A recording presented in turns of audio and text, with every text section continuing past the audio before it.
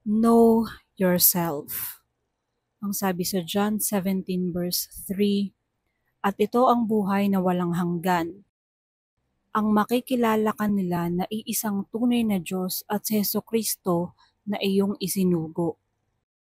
Because God knows man, man can know God by knowing himself and others. Ang laging prayer ng maraming tao ay, Lord, let me know you. I want to know you more. Let me know you. Kung vocally sasagot ang Panginoon, baka ang isagot niya ay, you want to know me? Then, know yourself because you were made in my image. E paano po yung kapitbahay ko na ibang-iba yung pagkatao?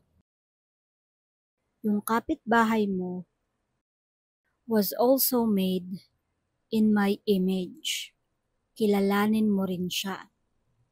Ang maaaring isagot sa iyo ng Panginoon. Eh di ang dami-dami niyo pong image, pwede mong itanong.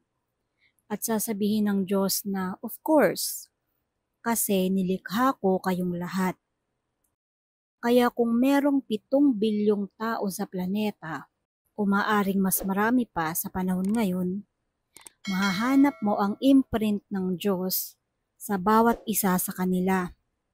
At kahit pa nga maging 9 o 10 billion pa yan, hindi mo kayang ubusin ang facets of God.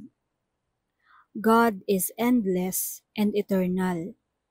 Kaya importanteng kilalanin ang sarili.